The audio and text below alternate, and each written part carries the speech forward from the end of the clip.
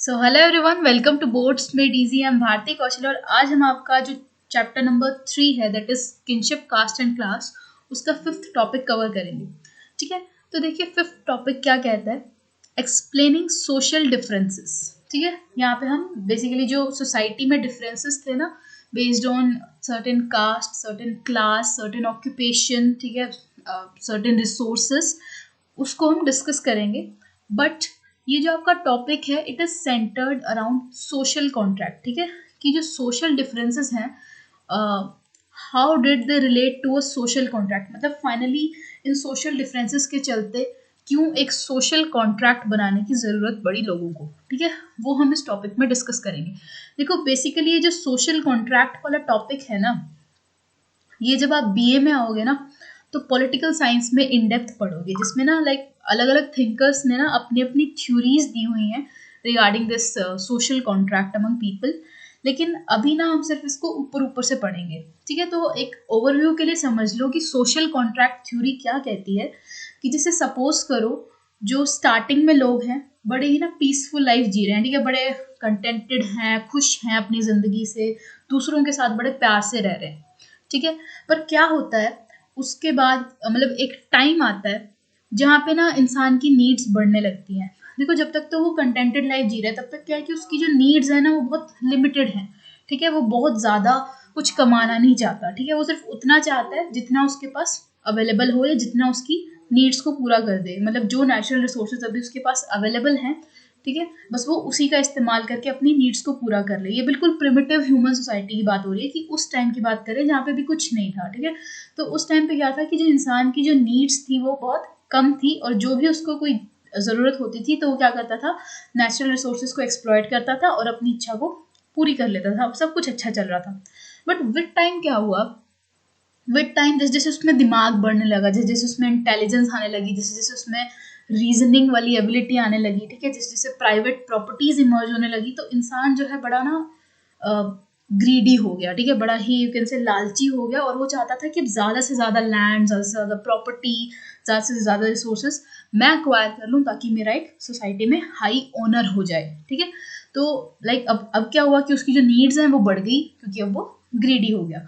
तो अब एक ऐसी सिचुएशन बनने लगी जहाँ पे लोगों ने सोचा कि एक सोशल कॉन्ट्रैक्ट होना बहुत ज़रूरी है, ताकि ये जो पूरी क्योटिक सिचुएशन बन गई है जहाँ पे हर इंसान ज़्यादा से ज़्यादा प्राइड ओनर पाने के लिए ज़्यादा से ज़्यादा प्रॉपर्टी रिसोर्सेज अक्यूमुलेट करना चाहता है अपने पास, तो उस चीज़ को ख़त्म करने के लिए, या जिस वजह से वो इतना झगड़ा वायलेंस करने लगा है, तो उस चीज़ को ख़त्म करने के लिए एक सोशल कॉन्ट्रैक्ट बनाया जाना बड़ा ज़रूरी है एक इंसान के साथ, जो कि क्या करे, ये पूरे सिचुएशन को रेगुलेट करे। ठीक है, हर चीज़ को रेगुलेट करे।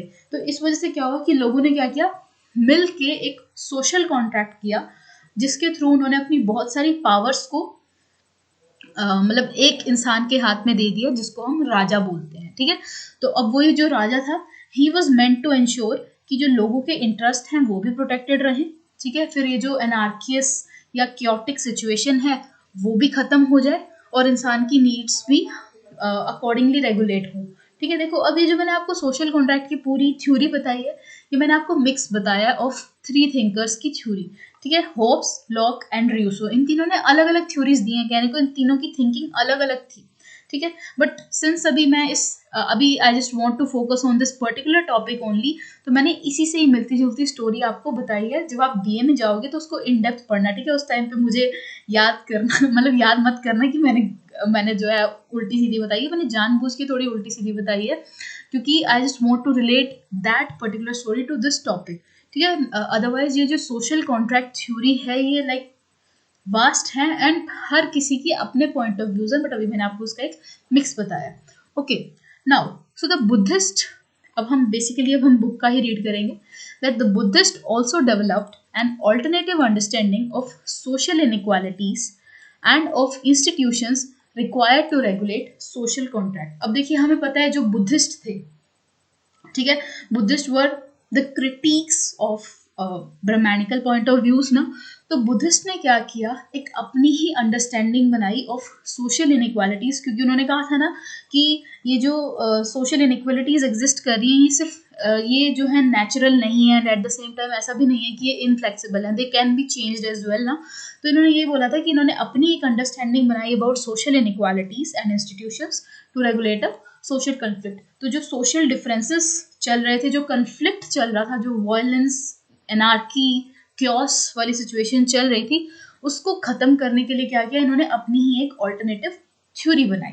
So, in a myth found in a text known as Sut Pitaka, they suggested that originally human beings did not have fully evolved, ठीक है, bodily forms, nor was the world of plants fully developed। ठीक है, तो Buddhist ने अपना जो ये एक राइटिंग है वो इनकी मेंशन्ड है सुत पिताका में, जहाँ पे इनकी मतलब बेसिकली थ्योरी को लिखा गया है कि क्या लिखा गया है कि जो इंसान है अभी वो पूरा इवॉल्व नहीं हुआ है। ठीक है, बॉडीली भी इंसान की अभी पूरी एवोल्यूशन नहीं हुआ है, and at the same time ये जो प्लांट्स, एनिमल्स या रिसोर्सेज हैं ये भी अभी फुली इवॉल्व नहीं हुए हैं, अपनी एक्चुअल फॉर्म में नहीं आए हैं।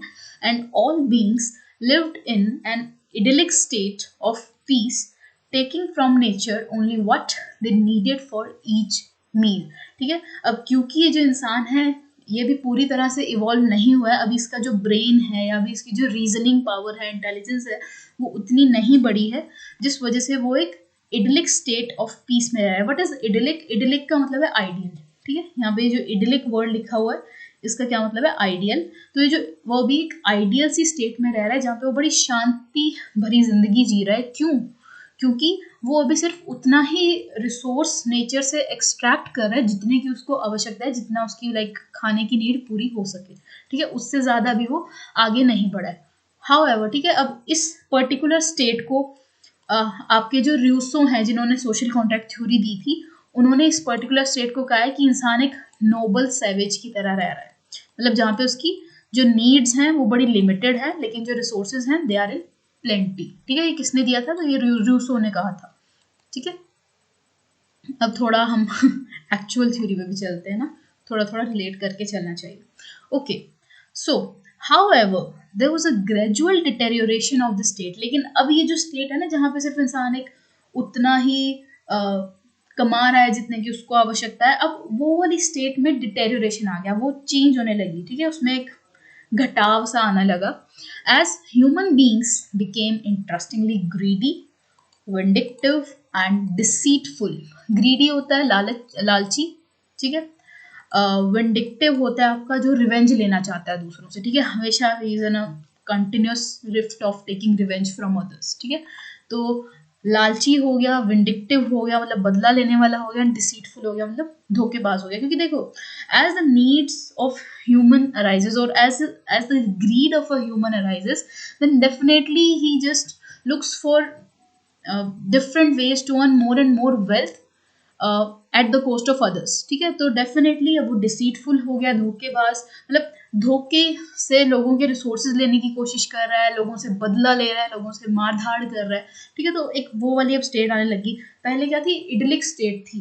ठीक है, एक आइडियल स्टेट थी पीस की, लेकिन अब क्या हो रहा है? क्योस आने लगा, वायलेंस होने लगी है।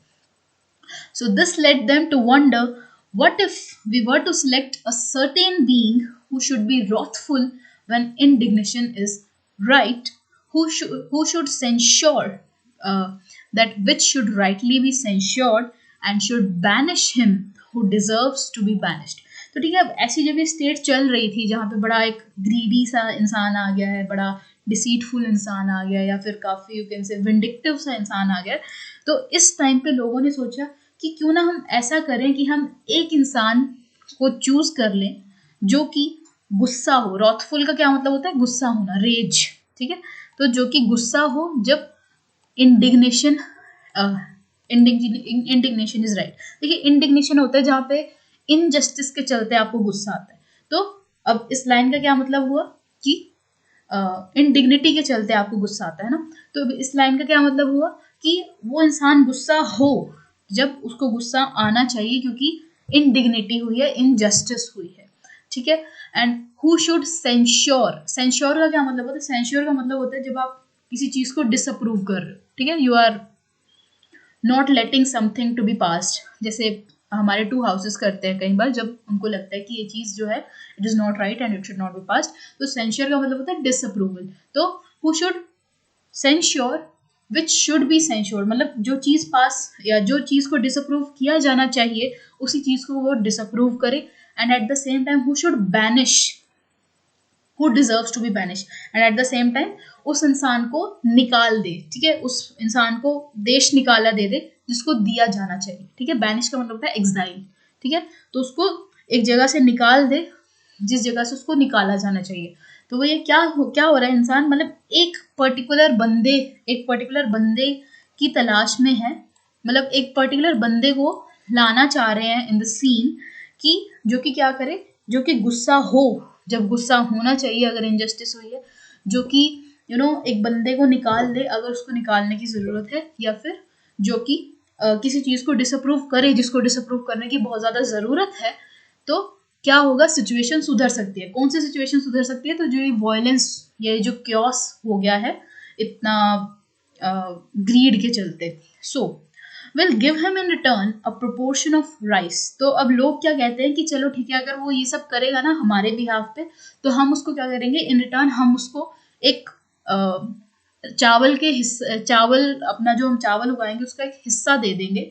Chosen by the whole people he will be known as Mahasammata the great elect. तो मतलब वो एक ऐसा बंदा होगा जिसको हम सब मिलके अपनी इच्छा के अनुसार चुनेंगे और उसको हम बोल देंगे महासमाता, ठीक है। तो ये अब यहाँ से आपका सोशल कॉन्ट्रैक्ट बनना शुरू हो गया, जहाँ पे वो अपनी जो सारी पावर है कम्युनिटी की वो किसको दे रहे हैं, वो दे रहे हैं अपनी एक बंदे को, ठीक है। अब यहाँ पे ये जो पूरा थॉट था ना, जहाँ पे लाइक इंसान एक क्योटिक लाइफ जी रहा है, ठीक है, मतलब बड़ा ही वॉयलेंट हो गया, ग्रीडी हो गया, विंडिक्टिव हो गया, ये थ्योरी आपकी किसने दी है? तो ये थ्योरी आपकी दी है हॉब्स ने, ठीक है। ये हॉब्स की सोशल कॉन्ट्रैक्ट थ्योरी है, okay.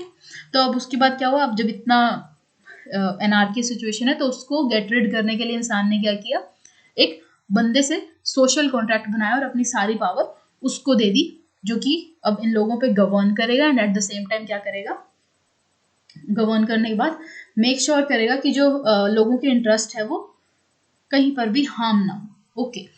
Now so this suggest that the institution of kingship was based on human choice। अब देखो यहाँ पे बकायदा वो है ना कि जो सोसाइटी ने एक बंदे को चुना है मिलके, तो डेफिनेटली अभी जो इंस्टीट्यूशन है किंगशिप का, ये ह्यूमन चॉइस की वजह से आया, with taxes as a form of payment for services rendered by the king. और ये जो टैक्सेस जो हमारा राजा चार्ज करेगा, ये क्या होगा, ये कहीं ना कहीं एक पेमेंट की तरह काम करेगा कि सब क्योंकि उसने अपनी सर्विसेज दी हैं तो इस वजह से हम उसको पेमेंट करें। अब जैसे सपोज कोई डॉक्टर है, हम डॉक्टर को बुलाते हैं पेशेंट को ट्रीट करने के लिए, ठीक है। अब डॉक्टर ने अपनी सर्विसेज दी जिसके चलते क्या होता है, हम उसको पेमेंट देते हैं। तो वैसे ही अब जो किंगशिप है, जो किंग है उसको इलेक्ट किया गया, उसको अपॉइंट किया गया लोगों के इंटरेस्ट को प्रोटेक्ट करने के लिए। अब क्योंकि वो लोगों के इंटरेस्ट को प्रोटेक्ट करे, जिस वजह से उसको इन पेमेंट क्या मिलेगा, एक प्रोपोर्शन ऑफ राइस मिल जाएगा, okay. So, at the same time, it reveals the recognition of human agency in creating and institutionalizing economic and social relation। तो वही है, इसी के साथ साथ अब चलो किंगशिप का होना इज फाइन कि हाँ उसको पेमेंट एंड ऑल मिल रही है, and at the same time यहाँ पे हम देख रहे हैं कि इंसान ने क्या किया, एक अपनी जो सोसाइटी है उसको इकोनॉमिक रिलेशंस पे बेस कर दिया कि ठीक है तुम हमारे लिए काम करो, इन रिटर्न हम तुम्हें इतनी पेमेंट कर देंगे। तो बेसिकली जो सोसाइटी है वो at the same time economic sphere से भी रिलेट होने लगी है, okay. So there are other implications as well। For instance, if human beings were responsible for the creation of system, they could also change it in future। तो वही है, कुछ और इसके फायदे भी हो सकते हैं कि अगर ह्यूमन बींग्स ने ही इस सिस्टम को बनाया then definitely they should have the right to change it in future as well. और ये जो पर्टिकुलर थॉट है this is inspired from John Locke, ठीक है, जिन्होंने अगेन सोशल कॉन्ट्रैक्ट थ्योरी दी है। तो देखो social contract theory have been given by 3 philosophers और तीनों की थ्योरी टोटली एक दूसरे से डिफर कर रही है, बट आपने अभी बस ओवरऑल थ्योरी का सिर्फ एक ओवरव्यू ही लेना है सो दैट कि इन केस अगर क्वेश्चन आता है तो आप जस्ट एक लिख पाओ, थोड़ा सा आपके माइंड में ना एक मैप सा बना हो, ठीक है।